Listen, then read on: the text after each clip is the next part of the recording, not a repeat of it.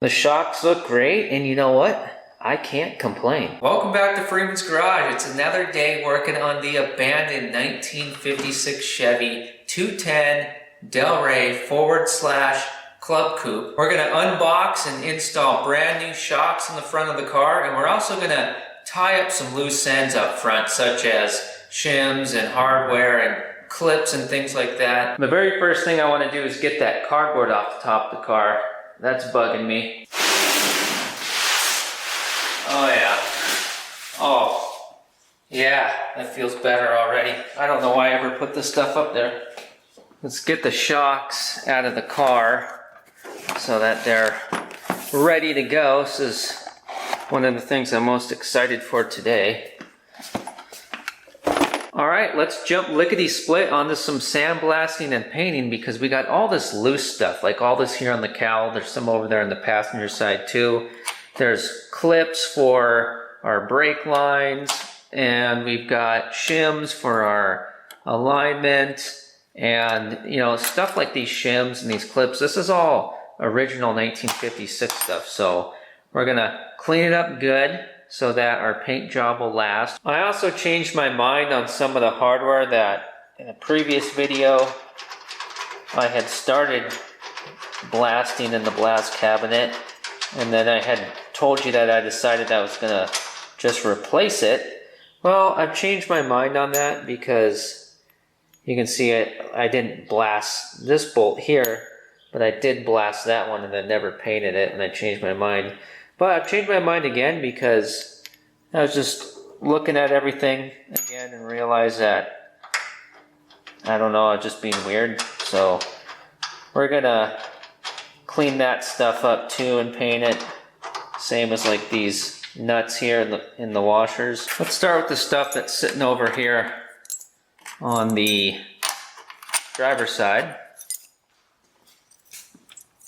We'll grab these two.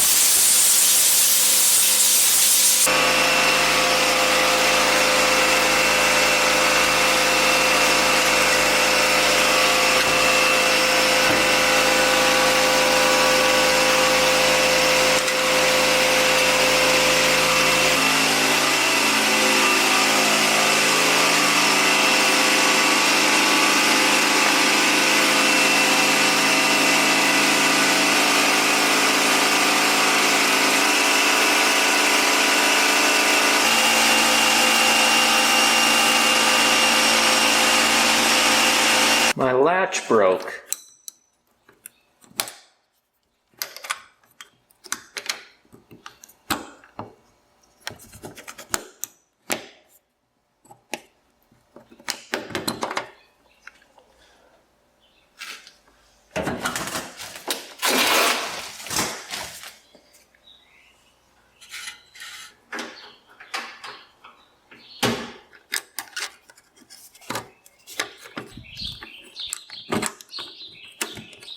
Well, that's not right. Oh. Oh, geez. That's why I do not Work for NASA. Well, is this where I lose an eyeball? You know what? Since I said that, I'm putting safety glasses on. Okay, I'm back.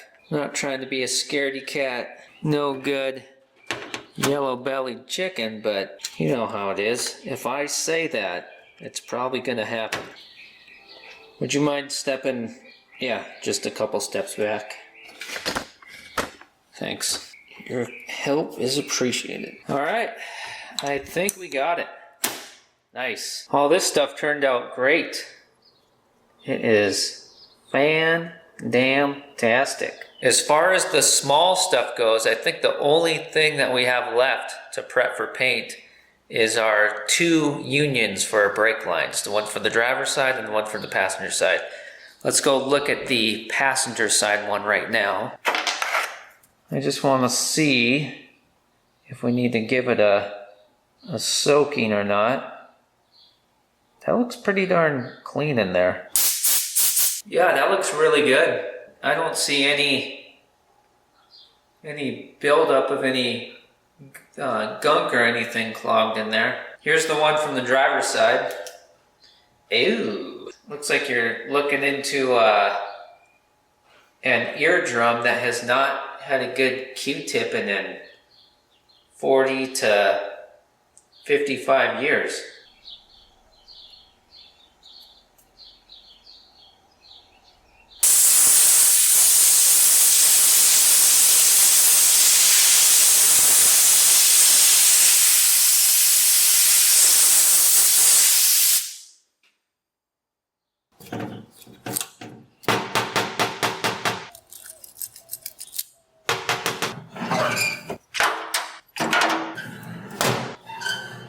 The executive decision was made to just soak both of them, so we'll just let them sit, problem solved for right now. We'll come back to them later in the video. Right now, let's keep moving here because I can't wait to get to the shocks. And there better be stickers in the boxes.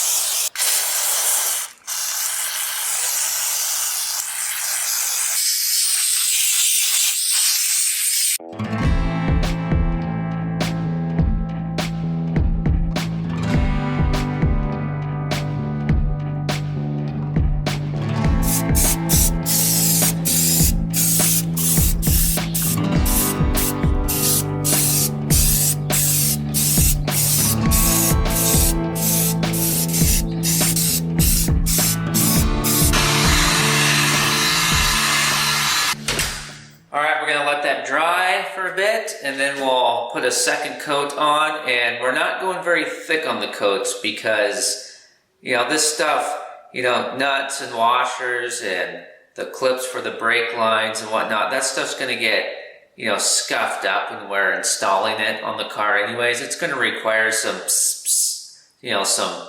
some touch-up, so there's no point in dumping half a can on there. And there's something else too, and it would be neat if you leave a comment about this because it'd just be kind of interesting to see how your brain works on things like this. I'll show you. Okay, so we're over here on the driver's side front of the car, and look at our drum brake hardware. Okay, this spring here, and this spring, and then our center links or push pins, whichever you would like to call them, and our adjuster and this spring here. That's all original hardware that was on this car when we first brought it here to Freeman's garage after hauling it across the country. And it was all rusty, so in previous videos, we got all the rust off and then we just put the flat black primer on there to keep things from rusting again. And over here on the passenger side on the right front corner of the car, we had discovered that, well, we were pretty much missing everything. So that's why we got this brand new spring here, and this brand new spring here, and then we got a brand new wheel adjuster, which is actually not made for 55 through 57 Chevy, but it will work for us, so we got that in there.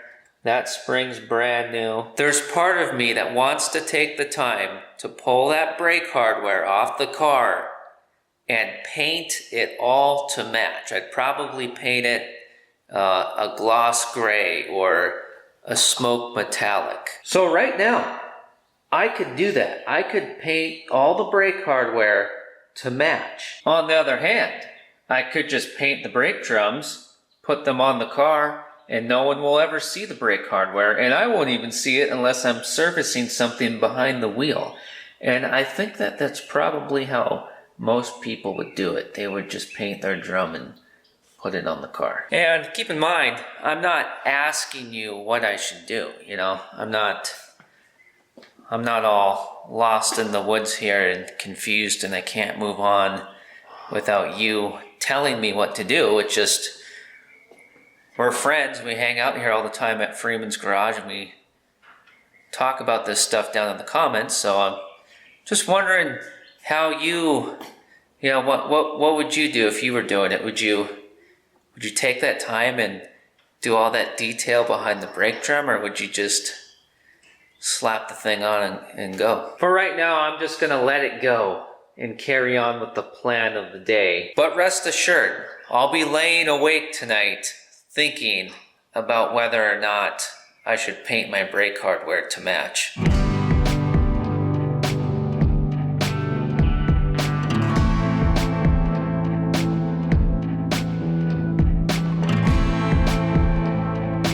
Alright, we got one more thing to clean up and paint here today, and that's the brake drums. And then we can take everything that we painted and start putting it on the car where it needs to go. And then we can unbox the brand new shocks, admire them because they're going to be nice and clean, and compare them to the old rusty ones that we took off the car.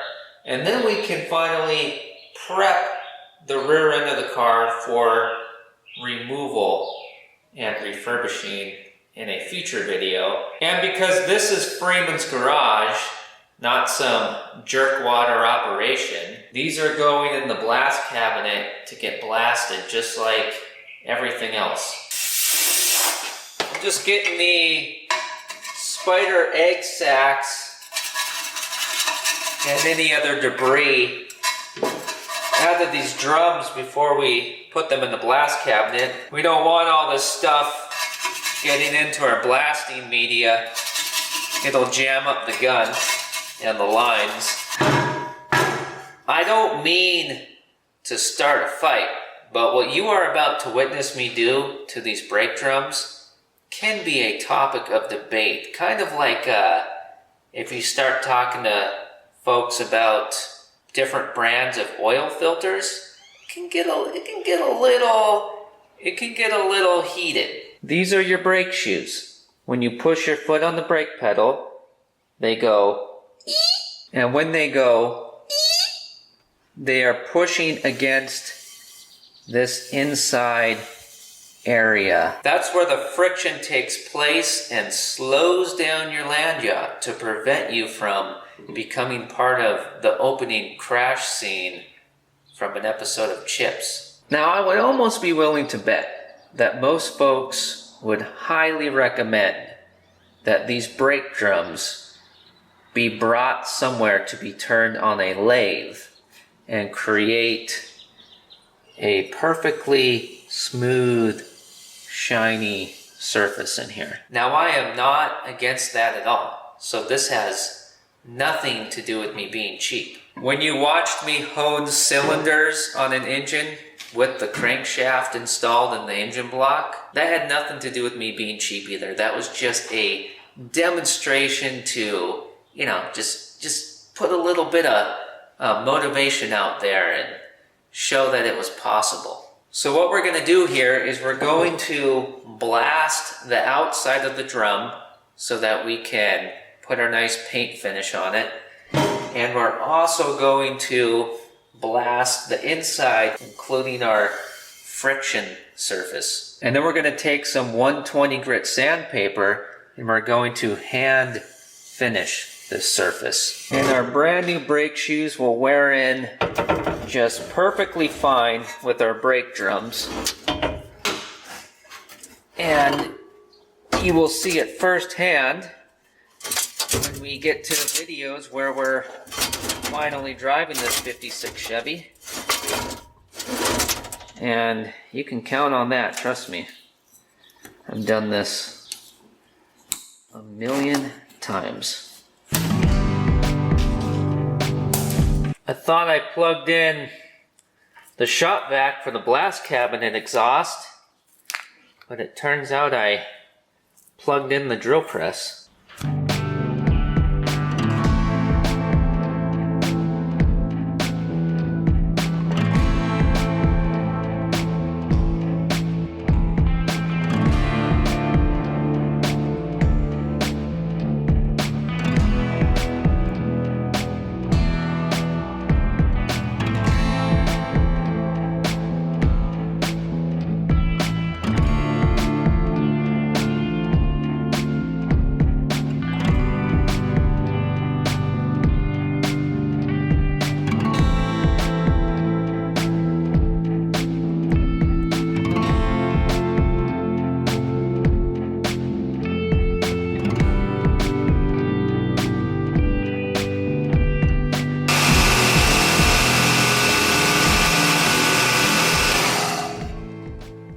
That compressor's not big enough. The modifications that I've made on this blast cabinet over on the Freeman's Garage Extra channel are really awesome.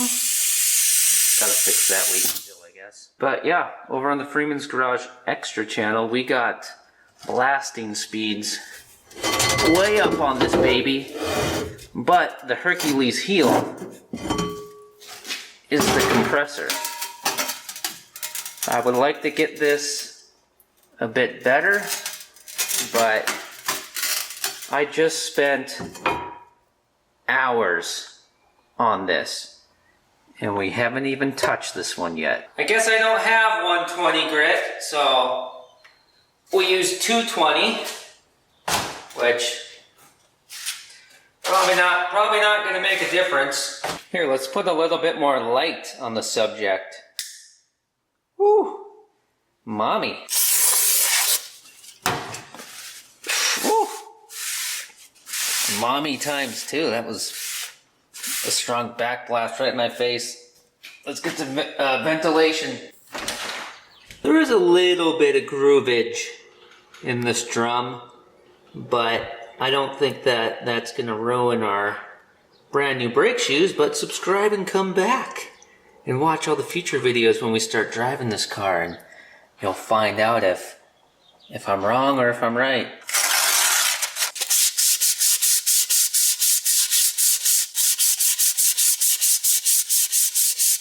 That is noticeably smoother. It's rough, little rough over here. Smooth as baby's new butt here. And a little rough over here. And I kind of, have I been rubbing brake drums a lot in this video? I can't stop.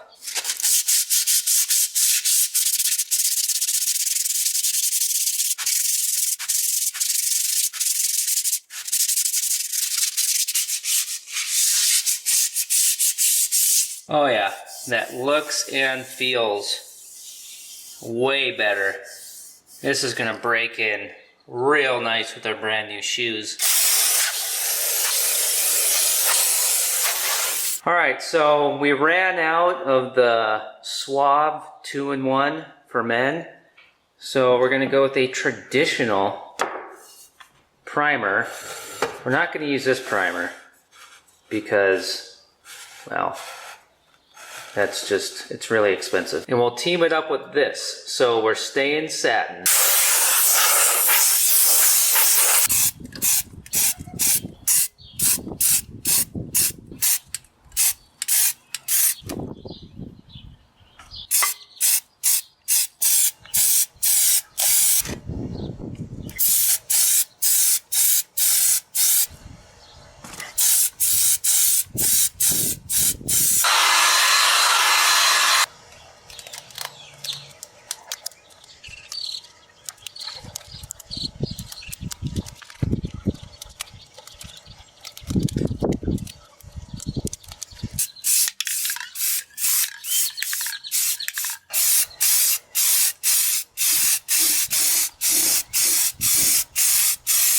This brake drum turned out great. Couldn't ask for anything better than that.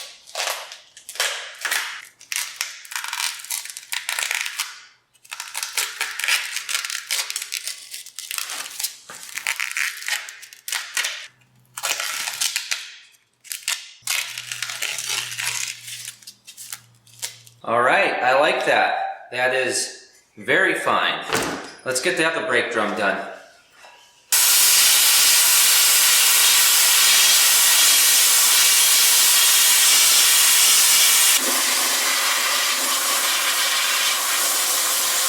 Our spring here that reduces harmonic vibrations in the braking system. Let's go ahead and get this off right now. Don't ask me why I didn't take it off before I put it in the blast cabinet. I just threw it in there. It doesn't really matter. You can see how the spring sits inside this groove here. And we want to push it over the lip that's on this side of the spring. So we want to push it that way. So this tie-dye t-shirt is what's going to save my face from being blown off by the spring. You know, there sure seems to be a lot of situations here in Freeman's garage where I have to do something to prevent my face from being blown off, but it's probably not going to work anyways if whatever we're doing is actually going to blow my face off. But that's just life in the biz.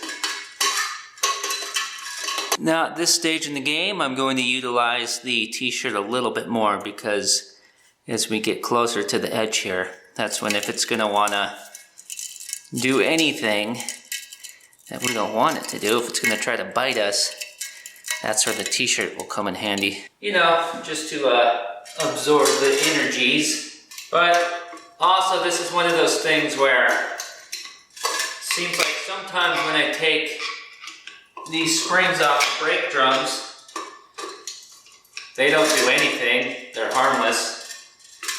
And then sometimes you're left feeling like you barely escaped alive. But better safe than sorry.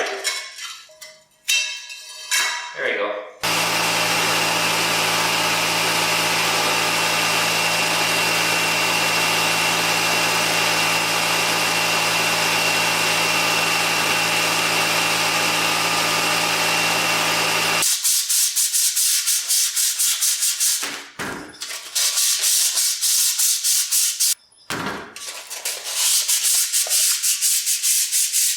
This brake drum's even better than the first one. I know you can see what looks like lines or grooves here, but it's not nearly as bad or as deep as it looks on camera. It is just about perfectly smooth. Tell you what though, if you think that these drums should be turned on a lathe, then let this be a little bit of an experiment. In future videos, after we've put some miles on this car out on the road and have done some braking, we can pull the drums off and look at the shoes, look at the inside of the drums, and see if this was all a big mistake or if it was just fine.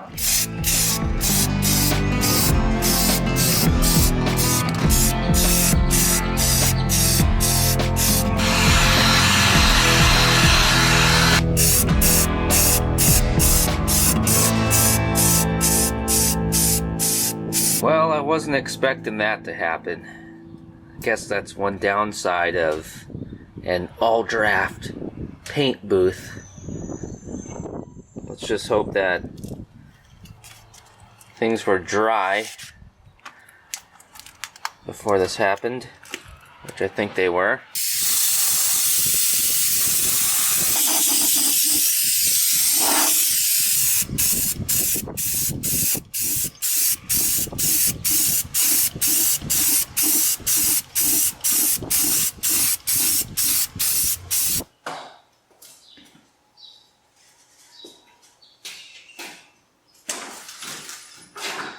Once bitten, twice shy. Alright, we've been screwing around enough here today at Freeman's Garage. Let's start putting stuff on the car. Let's get our shims together. So right here, we had 5 shims. If my photographic memory serves me correct, these are the exact shims and exactly in the order that they were previously installed, right here. These shims that we are installing back on the car, they are part of the puzzle when it comes to our front end alignment. And we're just putting them back in the exact way that they came out. However it was when we took them out is how it was when the previous owner was driving the car to high school in the 70s. And I can tell you right now, the alignment is not going to be close. I'm pretty sure it's going to be way off. But there's really no telling until we actually try to align the front end. But we do know that the way that it was like that when the car was being driven around last. So it's gonna get us started. It's gonna get us at least in the ballpark, and then we'll go from there. That's why we're just putting it all back the way it was. It's a starting point. And I know some of you watching this have done this on many, many, many 55, 56, and 57 Chevys, and you could probably type up a storm in the comments. And go ahead and do that if you want, because I will read it. I will respond to it, like I always do. One of the many reasons why the Freeman's Garage YouTube channel even exists, why I even created it, was not just to entertain everybody and give a large general audience something family friendly and clean to watch. It's also for us all to help each other out with our projects. You know, share your knowledge, help keep each other motivated and moving on our projects and getting these cars back on the street. All right, and then this side here just had this one shim. All right, shims are in on the passenger side. Let's get them in on the driver's side now. Pretty sure that we are putting these back in the way they came out. Pretty confident about that. You know, if a guy is feeling confident, he should probably just roll with it, you know?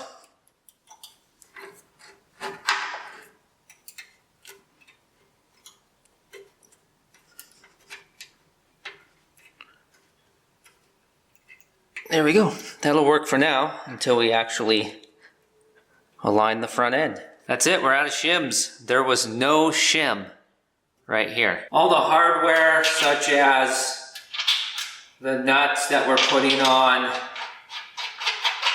right now that tighten up against the cross shaft, we're not tightening that all the way down. In fact, we're not even gonna snug it. Same with our bolts that go in on the ends of the control arms that thread into the cross shafts.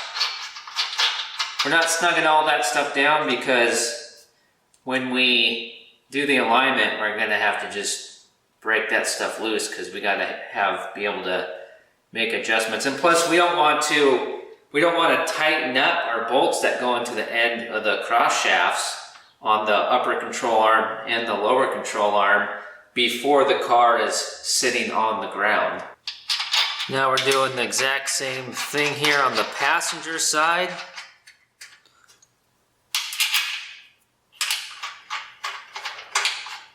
Here's all the bolts that we painted. And these are all for our cross shafts that go into the end of our cross shafts. And there's also the two bolts in here that are for the those brass unions for the brake lines. That's the two for the brass unions for the brake lines. We'll just leave those in here for right now because if we take them out now before we're ready, they're gonna disappear.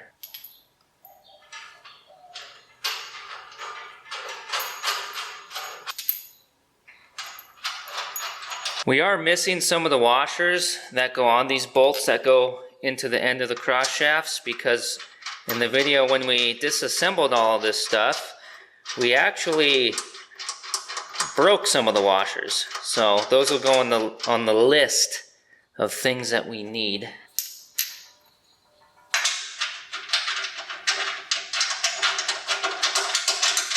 But at least everything is in place and we won't lose anything. Baby steps. It's all about baby steps. Just 1% better every day. 1% closer to your goals, your dreams, your wishes, whatever it is, just 1% closer to every day. Just stay consistent, and whether it's building a car or saving $1,000 in your savings account or whatever you're doing, it's being consistent is how most of us can get that stuff done. All right, let's get this brake stuff done, and then get the brand new shocks out of the box and install them.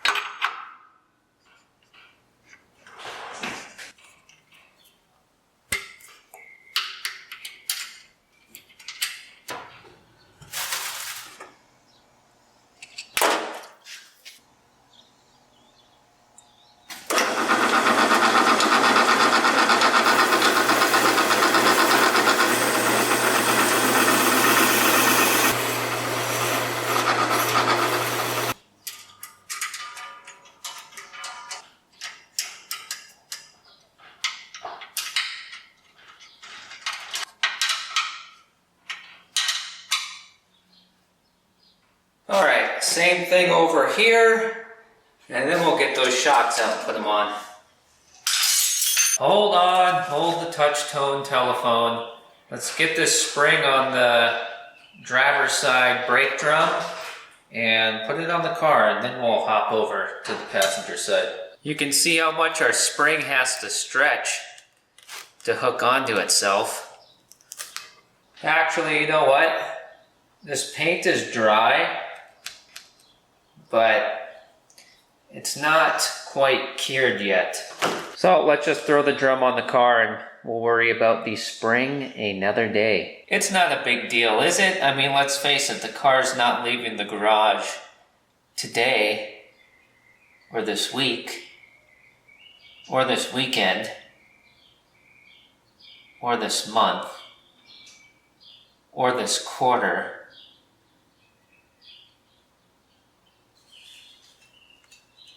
Anyways, enough of that nonsense. Well, come on. Get your bootay on there. There we go. Oh, oh, oh, like a glove. All right. Now onto the passenger side.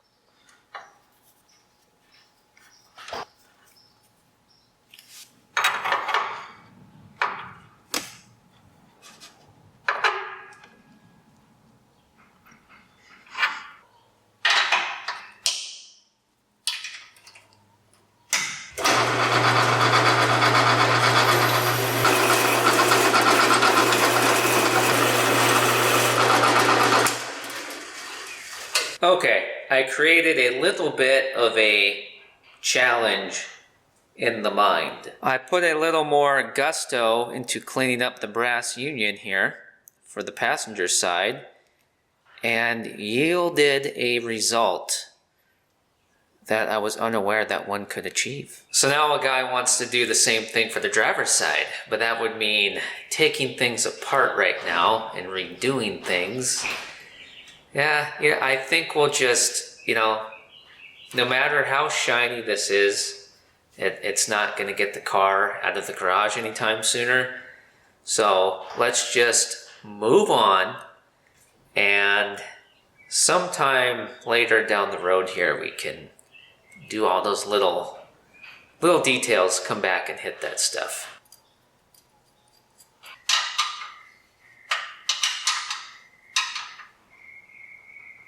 We're going to have to take some things like this and some of these steel lines off the car again anyways when we take the body off the frame. But at least, you know, that's a ways away from now. So at least we got things cleaned up and ready to go. Some of this little stuff, it may not look like I'm getting a whole lot done, but believe me, it's hours and hours of work knocked out, hours sitting at a wire wheel and that kind of stuff. You know, I'm getting hours knocked out. Hours, it's hours. It's hours, I tell ya. I'm not too worried about these little brake line clips. I think for right now, they can just go there. At least we got them cleaned up, de-rusted, and painted. But this is our hardware for our brand new front shocks. So let's get those boys out of the box and get them on the car. All right, the moment you've all been waiting for. Well, maybe not all of you, because some of you already know that these are pretty much the cheapest shocks that you can buy. Not the cheapest, okay? But they're close. They're down there, but that's all right, because they're gonna look good, and we're not doing autocross with this 56 Chevy, okay? The only slaloming we're gonna be doing is trying not to get hit in the grocery store parking lot. All right, let's open one up. Bushings and hardware. And here we go. That's it. That's the big excitement. Why does it look like it's used? Where's our sticker?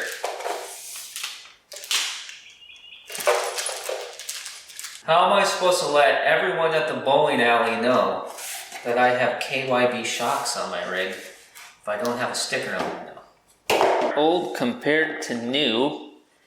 And I just realized that the two front shocks that we took off of this car are different. I don't think I even noticed that in the video when we took the shocks off the car.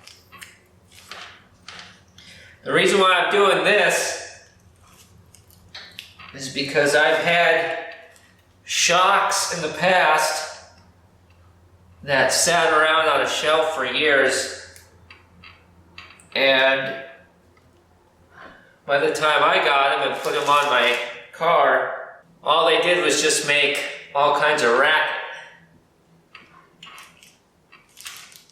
Okay, that's harder to push now. So I think that was worth doing that.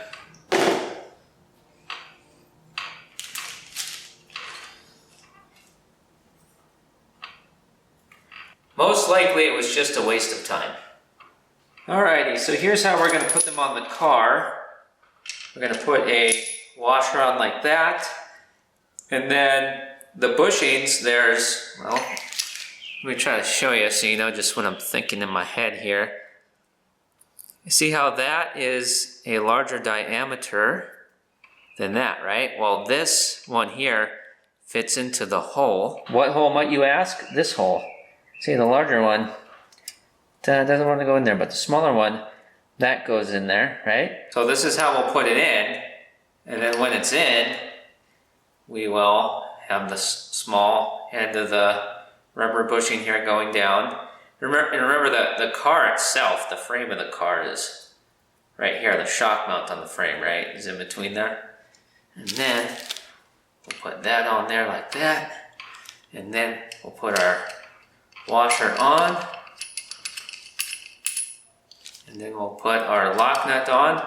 And we're not going to tighten the shock down because I want to Like a lot of the stuff up here in the front end, I want to wait until the car's actually sitting on the ground and we got the motor in it. That way everything's sitting how it wants to be. You know, I don't want to tighten everything up when everything's just hanging.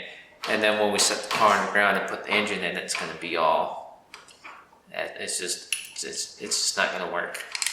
Sticker towards the front, of course. Oh yeah, I can tell already. These shocks are gonna look great on this car. Perfect. All right, now I just gotta do this. Okay, that's on. Now our washer's on. Let's just get, we'll just start just the nut up there.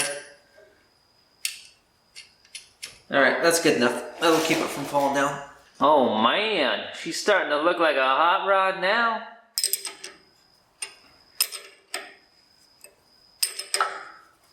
Alright, just enough to get that on there like that so that we don't lose it. We gotta turn the shock a little bit here to get ourselves lined up with our holes. There we go. Original 1956 hardware.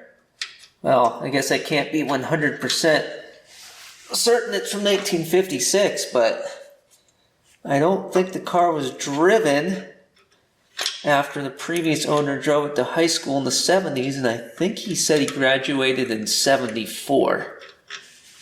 So this is probably the original hardware, and I can't get that in. There we go. Okay, wait, hold on. Okay, this is the classic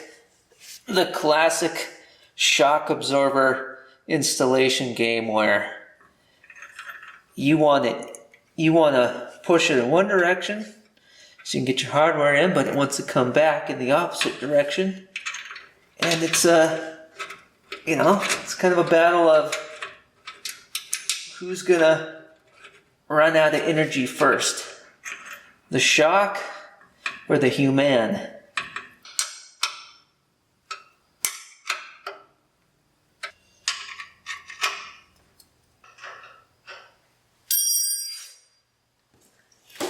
It was nothing for me to sit up like that because I have a six-pack. I have six-pack abs. No, I don't. I don't. I used to, but that was like 5 years ago.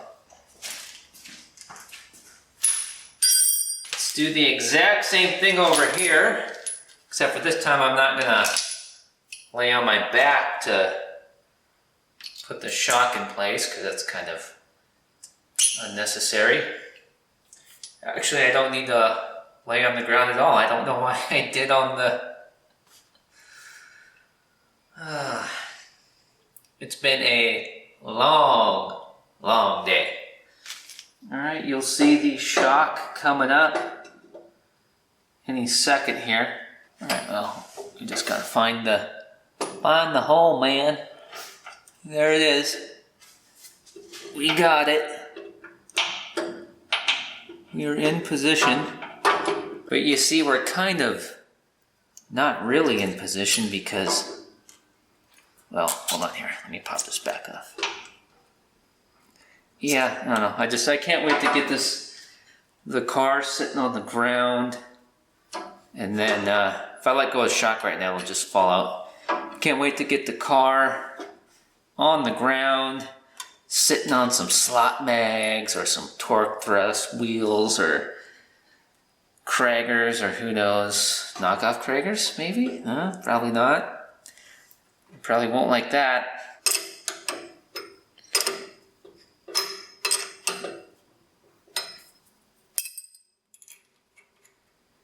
Alright, let's turn our shock to...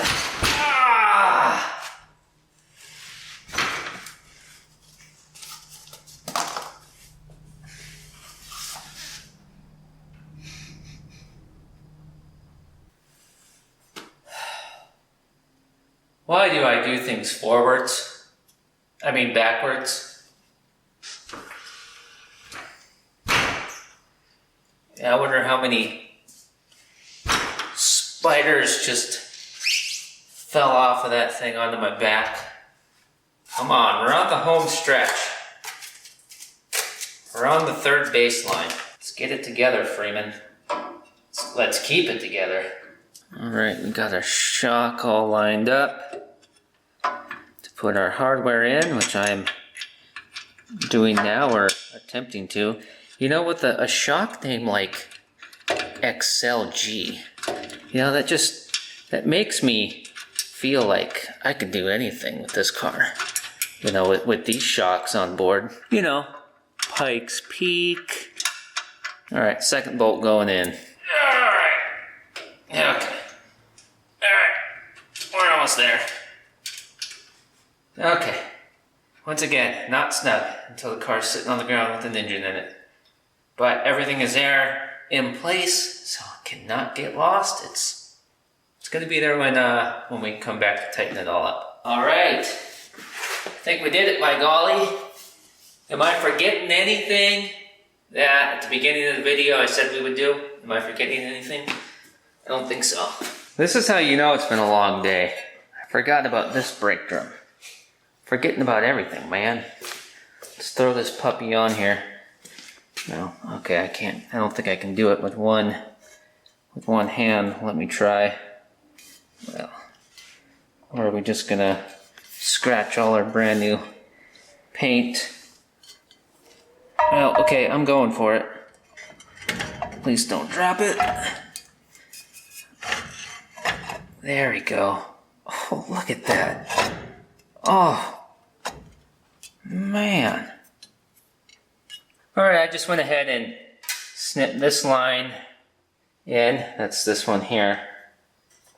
It's for our front brakes, just so that that's together. Again, that'll come apart when the body comes off the frame, but for now it's in place. The sun's down, crickets are chirping, and you know, we didn't drop in a Hemi with a American whatever train 7,000 speed whatever in the car today, but we got hours of tedious little fiddly work done. The shocks look great, and you know what?